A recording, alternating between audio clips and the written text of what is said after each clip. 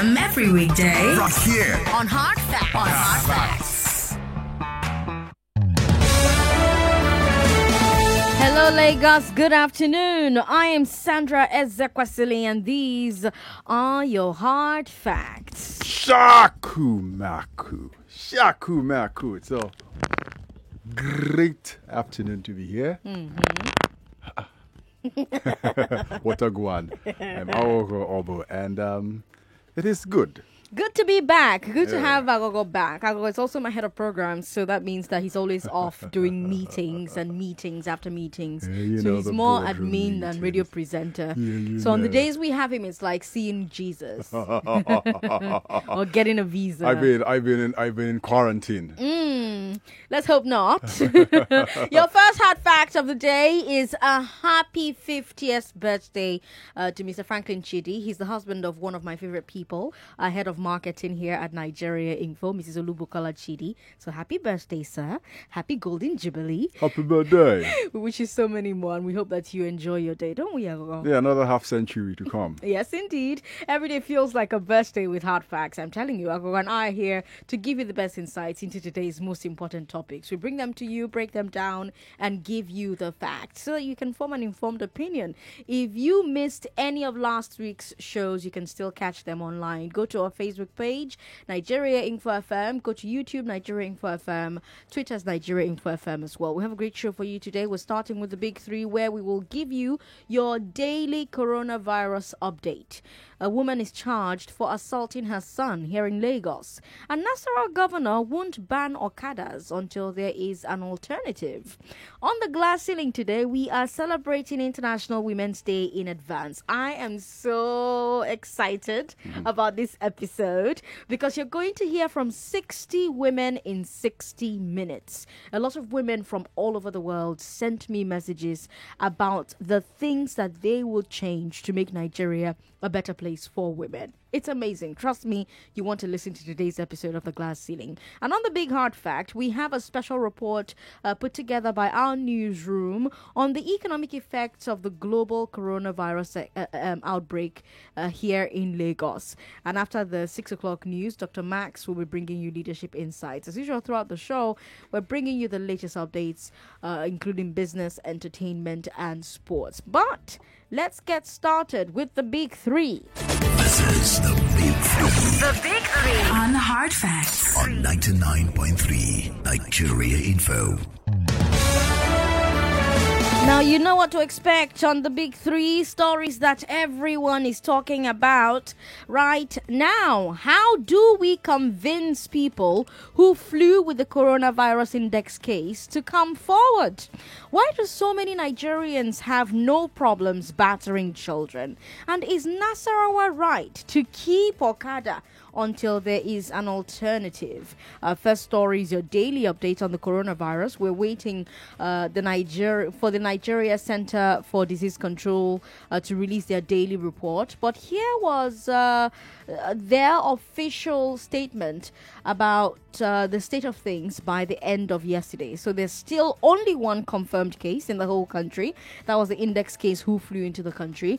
There have been a total of 17 suspected cases. All 17 suspected cases have been limited to 4 states: Lagos, Ogun, Kano, and the FCT. Of the 148 passengers and crew on the flight with the index case, 48 have been interviewed.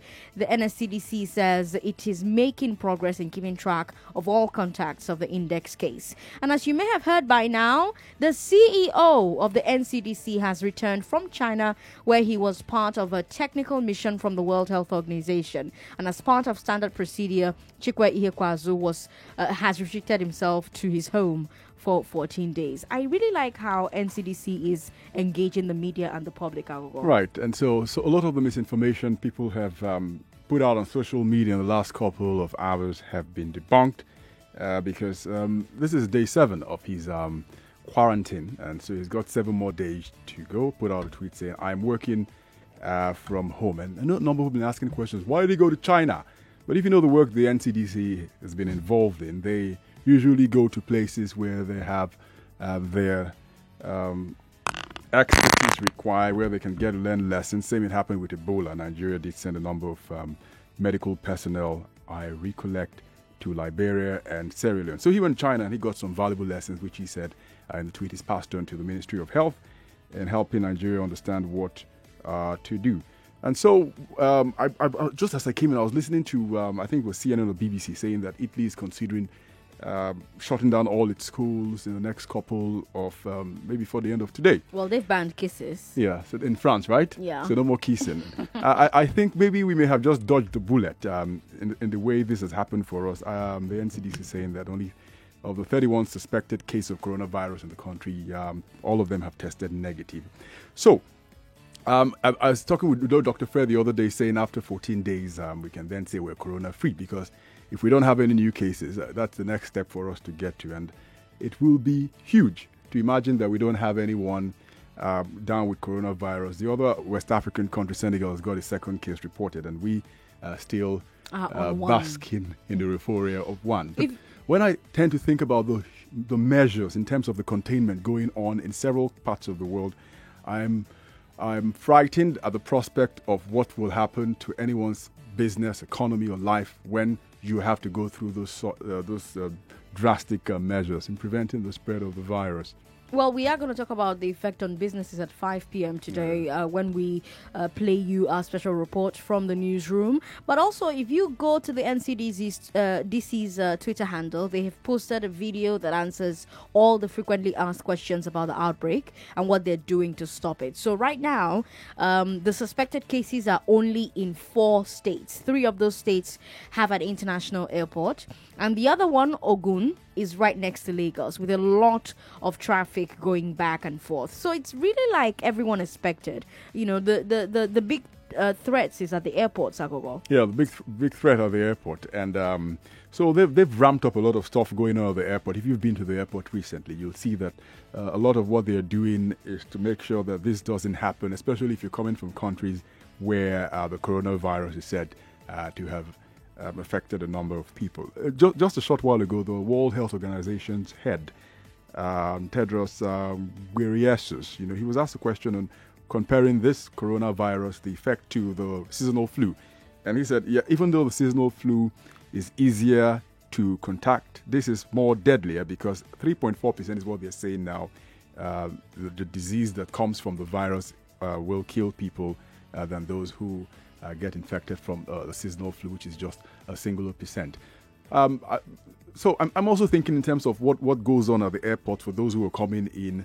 There's been the question whether do we quarantine those people as they come into the country or do we wait for them to report ill before that happens? In terms of resources available on ground in the 4 major or international airports in the country, how can they go around that with the resources they have? Meanwhile, government people are not playing with their personal protection. Yesterday, I told you that the National Assembly is adjourned in plenary for 2 weeks. Yeah. Today, the executive did their normal Wednesday NEC meeting, but the ministers were all screened. Yeah. They did temperature check. They sanitized their hands twice.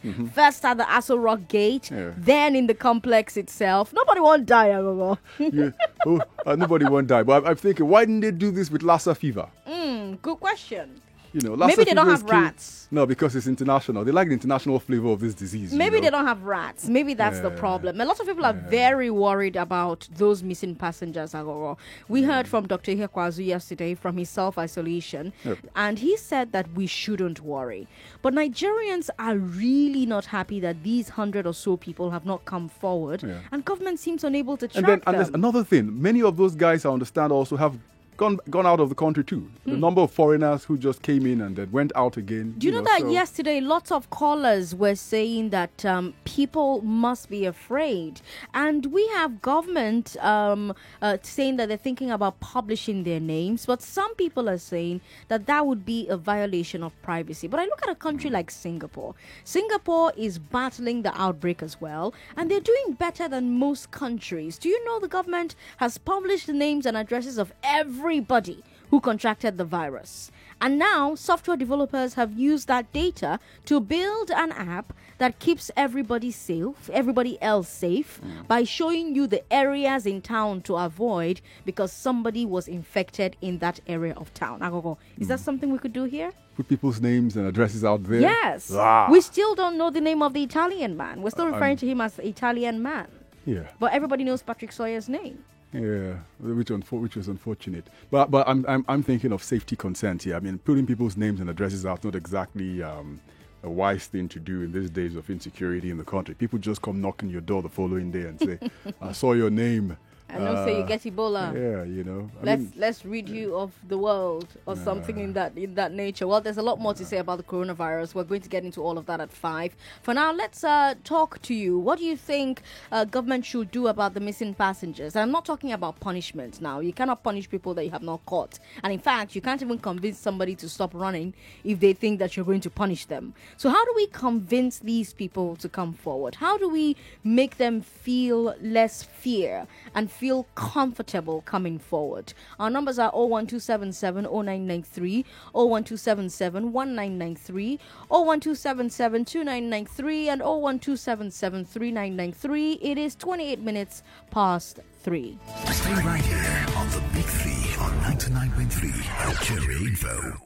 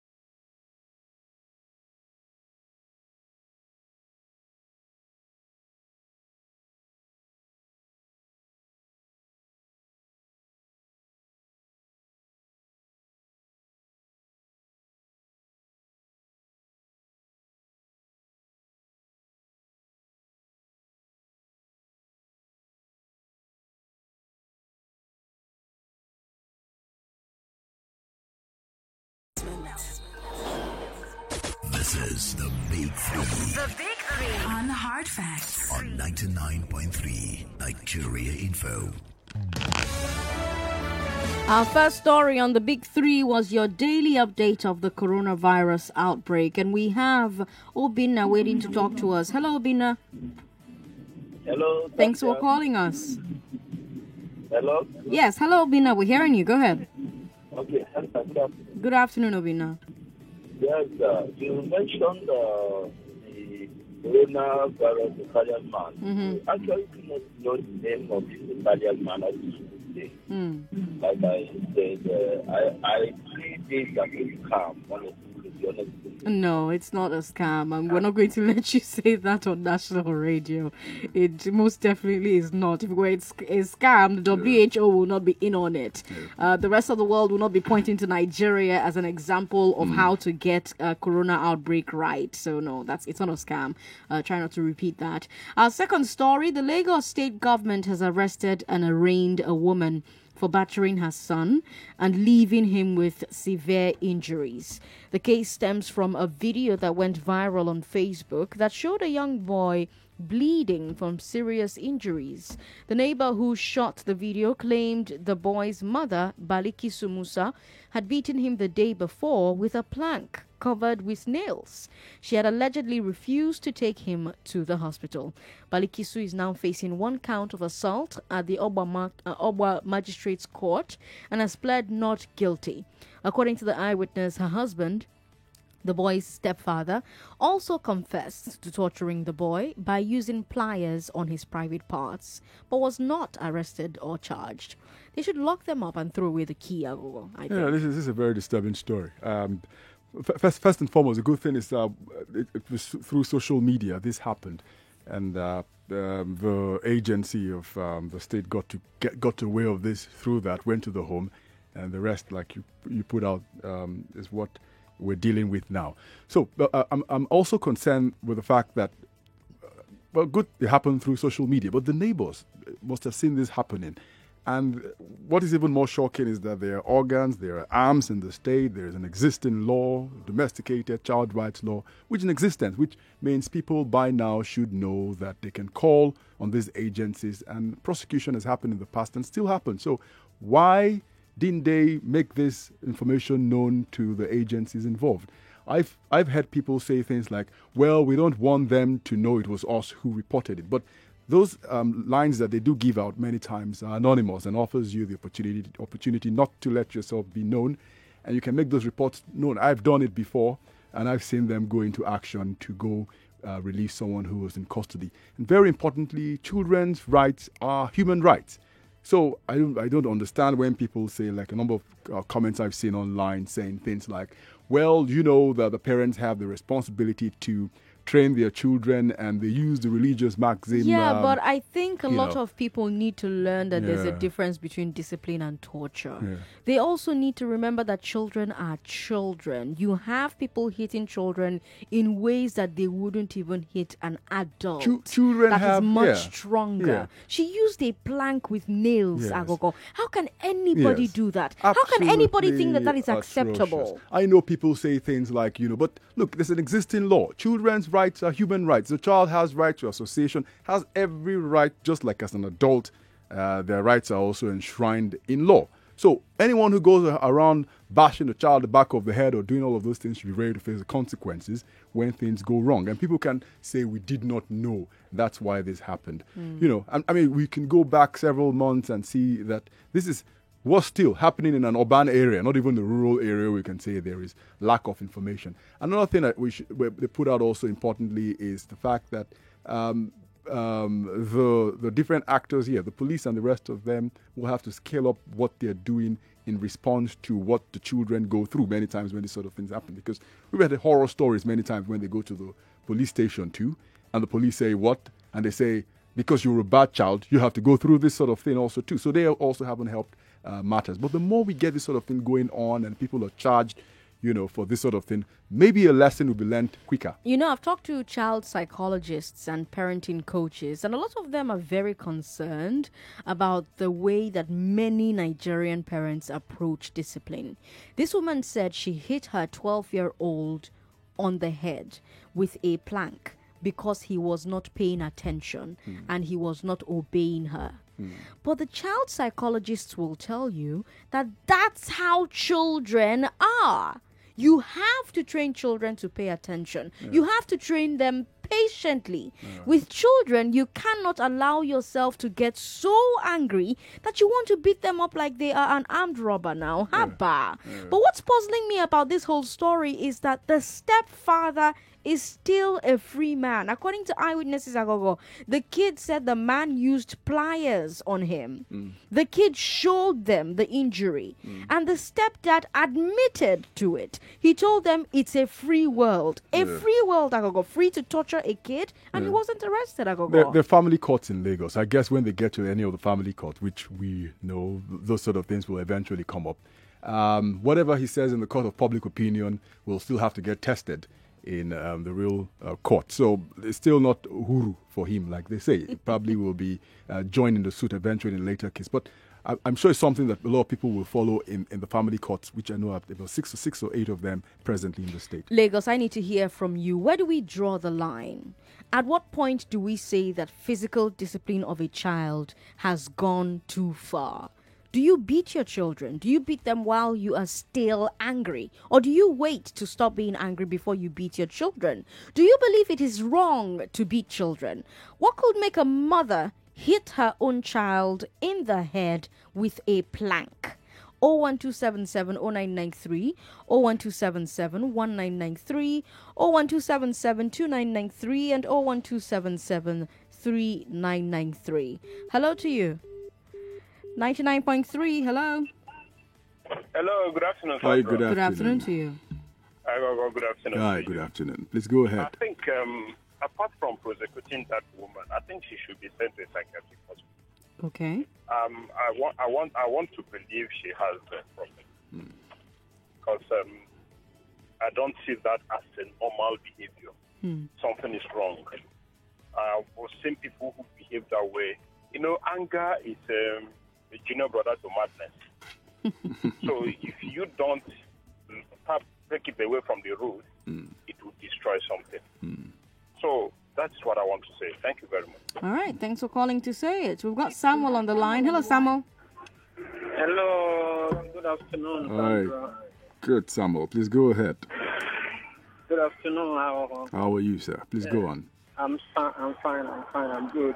Please, I just want to contribute on the woman that beated. The beat up a child. Yes, go ahead. They should examine that woman. Maybe she's psychologically okay. But let's even leave the woman. The woman is not alone. You hear stories about people who put pepper in their children's private parts. You hear people who use wire to beat them up. Where do we draw the line between physical discipline and torture? At what point do we say that physical discipline has gone too far? They have charged the woman to court, right? Mm-hmm. If they should give the woman a serious penalty that will serve as a deterrent to others, I think that such issue will stop caused. coming up. But if they didn't do that, I don't think. Well, because most people, I don't know how people behave. How will you beat your child? The child you gave birth to, beat him to the extent that there's blood all over. Do you have children, Samuel? Do you have children? Yeah, I have children. I know how to treat my children. Do you beat your children? I don't beat my children. I can't even try that. Can't try it. I know how to caution them. I know, children, they want to do, even when you are cautioning them, when you are telling them, don't do this, they want to do it. They want to try it. So you just need to call them, talk to them, gradually. Before you know it, they will adapt to that. They will adapt. Beating them is not the solution. Yeah, it doesn't work. Let's talk to another Samuel. This one's in Moe. Hello, Samuel. Hello. Thanks for calling us. Good afternoon. Yeah. Good afternoon. Good afternoon. Please go ahead, Samuel. Good afternoon. Good afternoon, Sarah. Good afternoon. Go ahead. Sometime last week, you were asking certain questions, whether we have heard from the dictation from the federal government. authority of government on what to do on this the sickness that is outside. I tell you, in this country, we are not prepared until something happens. What you are doing now is that we are responding to what has happened. Okay. Since steps are supposed to have been taken even 2 weeks, 3 months back is what we are just taking now. It's just too bad. As for the children, beating a child, there is nothing wrong in it. Even the Bible supports it. But you must, when you want to beat a child, must be commensurate with probably the offense, not even commensurate with the size of the child. You cannot use a sledgehammer to kill a fly. You cannot use a sledgehammer to kill a fly, he says. Chidima Fred is in Moe as well. Hello, Chidima. Hello. Thanks for calling us. Thank you. I think that parents should draw a line between disciplining their children and torturing them. Discipline appropriate for their ages is very important. For the woman that used plank to beat the child, I can't even understand a child that you carried for 9 months and you will do that. And the husband must be arrested too. Two of them must pay the price and learn as well how to train a child. If they cannot train a child, the government should take away the children from them. That's it. If you don't know how to train a child and give the child the appropriate discipline, why have children? What is appropriate discipline, Chidima? Appropriate discipline for a child. The discipline you give a 2-year-old is different from the one you give a 6-year-old. It's different from the one you give a 10-year-old. And when they are growing up to 10, 12, you start talking to them more. Even from 6 years, you start talking more. Because if you follow the way children behave, you can kill them. That's true. You kill them. Let me talk to Paul. Good. Hello, Paul. Yeah, good afternoon, Sandra. Good afternoon. Welcome. Yeah, this case, the child doesn't need to be your child for you to treat the child normally. Okay. Yeah, I had some callers saying a child you carry in your womb. It mustn't be your child. Every human being deserves a right. So I think the society where we're living is too hostile to humanity. When you see policemen, the way they mishandle or rough handle individuals when there is an issue, it's still the same thing that is being done at home. So the man should be arrested. The wife also should be sentenced, maybe 20 or 22 years imprisonment. The government should take over that child. That's number one. Concerning the coronavirus, I want to ask, when we had Ebola here, we knew the name of the man immediately it happened. We got to, it was published. But this man now is almost a week going to 2 weeks. We're only hearing an Italian without identity. So I want to ask if government will be able to tell us who is this man. That's why some people are saying it's a scam. Because the man has no identity. But what will the it Ebola change? man had an identity. What will knowing his name change?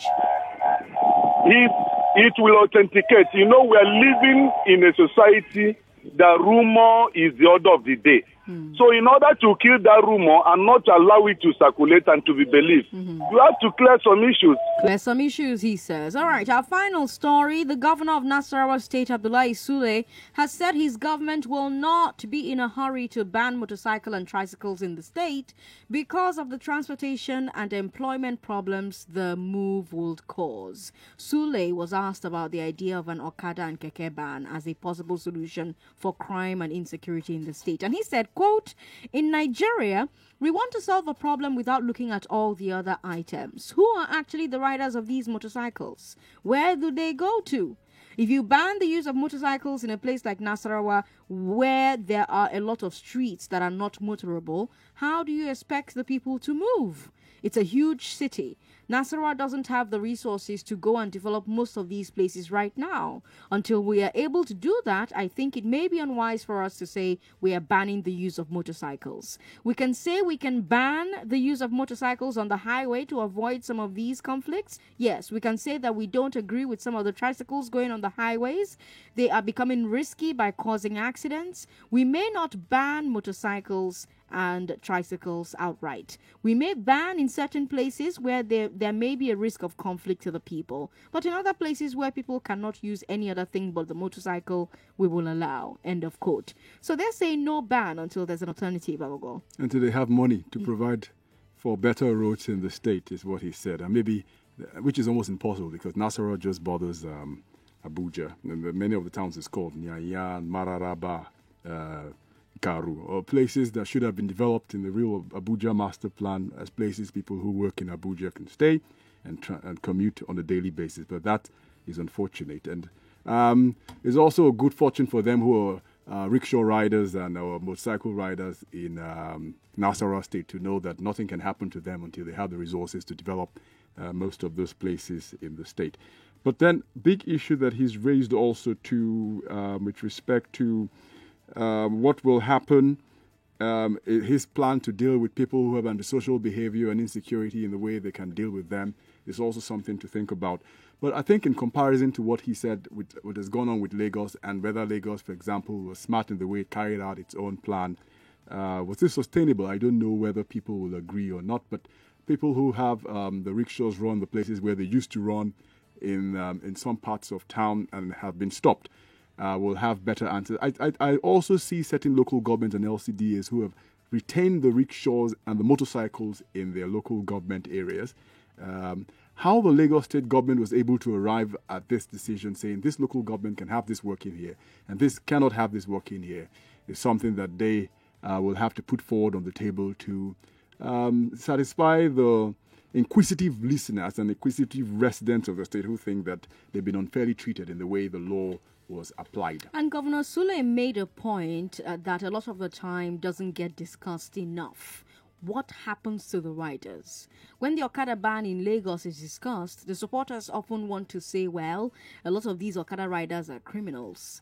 But obviously, the majority of them cannot be criminals. The majority are simply Okada riders using that honest job to feed themselves and their families. So if you suddenly stop that work, how will they feed themselves? Some would say you just made it more likely for them to become criminals, Sagogo. And then that governor, the Governor Sule, made a big point about motorable roads as well. He said that there are some parts of his state that cars and buses simply cannot get on the roads there because the roads are not great. So the idea of banning the only transport that can go to those places simply doesn't make any sense because it will be a very serious inconvenience for his citizens. And that got me thinking about all the people here in Lagos that have been trekking more than normal for the past month. Remember, Agogo, rainy season is coming, oh? Yeah, it's on the way. So a big question on what we can do, which is the same argument we have with different forms of development when it gets abused, whether it's in housing, what happens to the squatters when they're thrown out of their accommodation, what happens to the illegal transportation operators in the way the plan is. So in the transportation plan for this, dealing with this traffic or transportation problem, did they take into consideration what will happen to the people?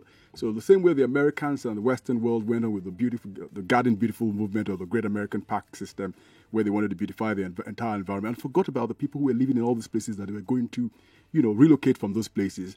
In their future plans, put together redevelopment, rehabilitation in a new system called integration. So maybe we apply that same sort of method in transportation planning, saying, all right, we want to redevelop, we want to rehabilitate. They have huge cost on human life in terms of the dislocation of people from their physical places or social spaces, and integrate. And maybe integration will mean giving them another means of transport to work with, which is what the state government has called lawful. But that's still a discussion we haven't had yet. Do you agree with Governor Sule of Nasarawa that it is better to wait for an alternative and for the road network to be finished before banning Okada and Keke? Which approach do you prefer, Lagos or Nasarawa? 01277-0993, 01277-1993, 01277-2993, and 01277-3993. If you are on WhatsApp, send us a message there. WhatsApp is 080-959-75825. And Facebook is Nigeria Info 99.3. Tommy is in Ikeja. Hello, Tommy. Thanks for calling us. Hello. Yes, welcome. Go ahead. Okay, thank you for this discussion today. I've been trying to call in, even while you were talking about the child abuse. Go ahead. So, you asked a question that how should parents discipline their draw a children? line Where should we draw the between line? punishing a child and torturing the child, And going between overboard. disciplining the child and torturing the child. I think discipline should be done in love. If you are disciplining your child, it should be based on the fact that you want a better future for the child. Now, children naturally would not even listen. The Creator said it. I mean, it's in the Bible. I don't know if it's in the other books that, naturally there's foolishness in their mind. They will naturally not want to listen. But you have to, come up with ways of making them understand that what you are saying. Because sometimes you can beat a child and still the child just gets more hardened and more hardened. So what are you going to do? There was a time I had one of my children. I tried to communicate a lot of things to her, and I realized that she just never wanted to listen. So I had to pray about it, that how do I communicate this thing to the child? How do I reach And I got an idea from a teacher that you could reward her for a good what she's doing that is good, and also give her certain penalties. I hope you rewarded the cancel teacher. her reward. I hope you rewarded the teacher for her ingenious advice. I will have to do that. And she said something like, my daughter came home and said, my teacher gave me 10 black stars. I said, why? She said, because I was talking in class and when I'm not supposed to be talking. So, and I said, so what's the meaning of these black stars? She said, at the end of the term, if a child has 50 black stars, 50 colorful stars, she's going to get a prize. But if you have black stars for bad behavior, the black stars will cancel out the colorful stars. And she was already working towards the 50 colorful stars. So she has 41 colorful stars, but 10 black stars reduce that colorful stars. So I So she had black stars incentive to be good. Yes, I started black stars at home. So I told that the meaning of my black stars. I'm going to that implement means this too. no food Saturday for you, no park, no ice cream. If you get up to 10 black stars in a day, or in a day, and you can actually cancel all your Saturdays for the whole year. Wow! So I'm just recording it. So is it working? I'm going to implement this one too. More than if I beat her, if I say you have one black star now, she would beg and tell you, I will change. I won't do that. And he said, okay, you already have 9. You have just one black star to go today. Oh, God. Sister, mind yourself. She would. So there we have to come up with ways. With innovative ways. Training our children. There are people who have slapped their child and the child became deaf. Very true. And they live with the regret, wishing that they didn't slap the child at the time. So we just have to come up with ways of dealing with these children in love. What's your motive? Why will you get a plank with nails? What are you trying to correct? The child was not paying attention. That's what she was trying to paying correct. attention. It could be really annoying when the child is not paying attention. Yes. And I really believe, like one of the callers. In fact, and there's a program. There's a program we have here on Saturday mornings by 10. The dyslexia show, and you hear so many things about why children don't pay attention, and for all you know, the child could have a disorder. And it also comes to illiteracy. Yes. Okay. And people believe in different kinds of craziness.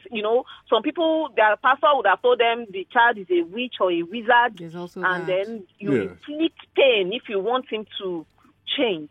So people's minds have been brainwashed, and that is where the good government comes in. How are we educating people when they go to the hospital to have their babies? What exactly do we tell them? What appointments? There was a time when I had my first child, I didn't have her in Nigeria. So I was given appointments, and I was told, you come back 6 months, you come back. And then after 2 years, you will come back. And then the pediatrician will speak with you and speak with the child and probably even advise you. But I came here and we will go to the hospital for our immunizations, and they will just give you the next appointment for the next immunization. And then There's nothing like after the And immunization, there is no They make you appointment. sing song and dance, eh? Okay, so what's the essence of the song? Quite the thing, Tommy. Thank you so much for calling. It's a 5-star contribution. I from feel like Tommy. it's a big conversation to be had, and we're going to find the time to have this conversation on Hard Facts because there's a lot to be said about disciplining children. All right, coming up is the glass ceiling at 4. Let's listen to 60 women tell you what they would like Nigeria to change to make the lives of women better. I am Sandra Ezekwesili. And I'm Agogo Obo. Hard Facts will be right back.